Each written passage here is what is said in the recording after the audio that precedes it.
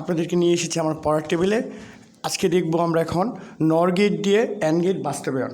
আমরা কি জানি অ্যান্ড গেটের আউটপুট কি? অ্যান্ড গেট দিয়ে যদি আমরা এ আর বি ইনপুট করি তাহলে আউটপুট পাবো কি? A B. আচ্ছা, তো এ বিকে আমরা প্রথম কি করব? সরলীকরণের মাধ্যমে নর গেটের যে আউটপুটটা আছে ওইটাতে প্রকাশ করব। আমরা জানি কি নর গেট মানে কি? নর গেট মানে হলো একটা ওয়ার গেটের সামনে একটা নট যুক্ত।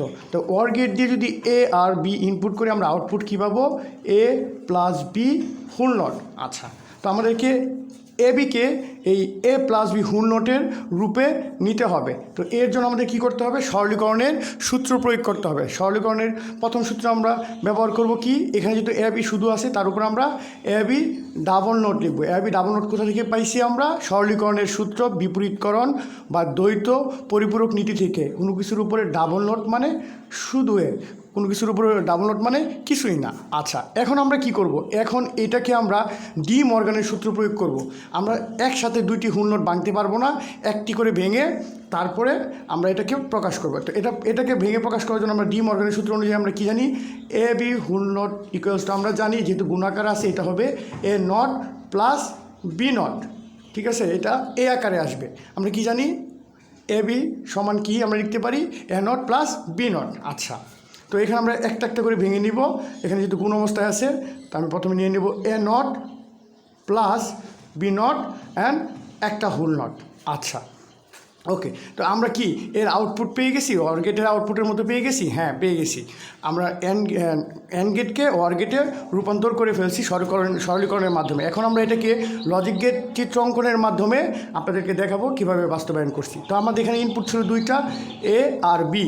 আমাদেরকে বলছে নর গেট দিয়ে বাস্তবায়ন করতে। যদি কোনো কিছু আমাদেরকে যে গেট উল্লেখ করে বলবে যে এই গেট দিয়ে বাস্তবায়ন করেন, আমাদেরকে ঠিক ওই গেট দিয়ে বাস্তবায়ন করতে হবে। আচ্ছা, তো আমরা এখানে নর গেটের আউটপুট পেয়ে গেছি। তো এই আউটপুটটাকে আমরা এখন লজিক গেট চিত্র অঙ্কনের মাধ্যমে আপনাদেরকে দেখাচ্ছি। তো এ আর বি ইনপুট করলাম। প্রথমে এ থেকে একটা কি করলাম? একটা নর গেট নিলাম।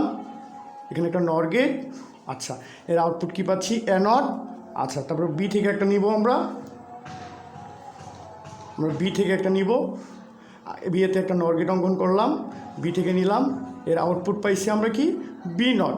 এখন আমরা আরেকটা অর্গেট, যেহেতু আমাদের অর্গেট দিয়ে বাস্তবায়ন করতে হবে, আমরা আরেকটি অর্গেট অঙ্কন করবো। এখানে আরেকটি অর্গট আমি অঙ্কন করে ফেলেছি। এখন আমরা এখানে কি পাচ্ছি? এই অর্গেটের এই নর গেটের আমরা কি পাচ্ছি? এখানে আরেকটা পাচ্ছি, আমরা আউটপুট পাচ্ছি কি? Y equals to A not plus B not full not.